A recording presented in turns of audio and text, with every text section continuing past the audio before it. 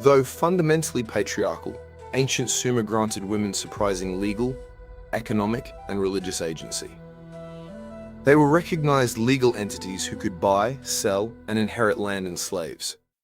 Many thrived as merchants, estate managers, and highly respected tavern owners.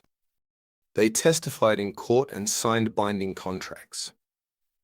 While eldest sons inherited the bulk of estates, daughters received dowries, a personal safety net they controlled even during marriage. Marriage was a civil contract. Divorce, though easier for men, was accessible to women if they proved neglect or abuse. Unjust male divorces required returning the dowry and paying alimony. The pinnacle of female power, however, lay in the temple. Royal daughters often served as priestesses, managing massive estates. Enheduanna, though Akkadian, served in Sumer, becoming history's first named author. And Queen Kubaba remains the sole woman to rule independently on the Sumerian king list, a status undeniably bolstered by the worship of formidable goddesses like Inanna.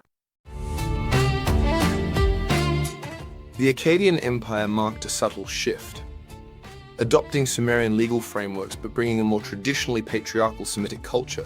The status of the average woman remained relatively stable, but the ground began to harden. Sargon the Great strategically placed his daughter Enheduanna as high priestess in Sumerian Ur to bridge cultures. Her enduring hymns proved women's intellectual authority remained potent at the highest levels. For common women, Sumerian civil protections endured. They still owned property, testified in court, and worked as independent scribes, midwives, and wet nurses. It was likely during this era that elite women began adopting the veil or head covering, not as a strict religious mandate, but as an emerging symbol of status and seclusion.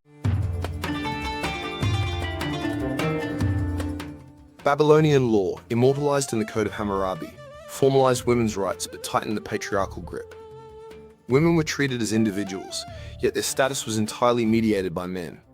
They retained the right to own property, trade, and keep their dowry as a safety net against unjust divorce or widowhood.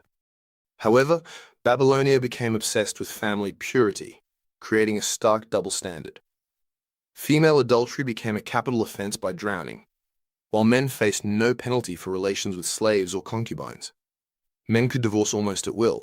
Women could only divorce by proving themselves entirely faultless against a cruel husband.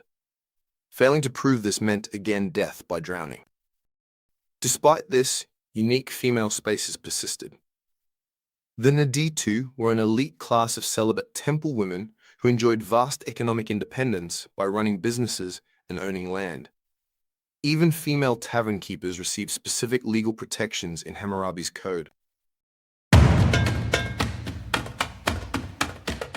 Assyria's hyper-militaristic culture spawned the most oppressive environment for women in Mesopotamian history. The Middle Assyrian laws replaced fines with brutal corporal punishment. Women faced public beatings and even facial mutilation for domestic offenses. Wives were literal property. Husbands could physically abuse and unilateral divorce without a dowry left women utterly destitute.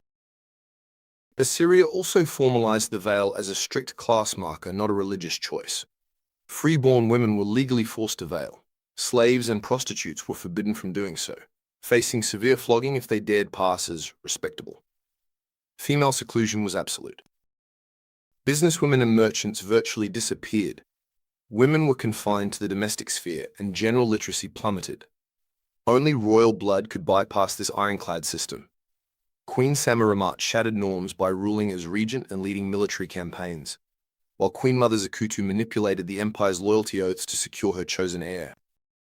Unfortunately, we know very little about the lives of peasant women or enslaved women in ancient Mesopotamia, other than the fact that they existed and did the hardest physical labor because records were largely left by wealthy and literate women.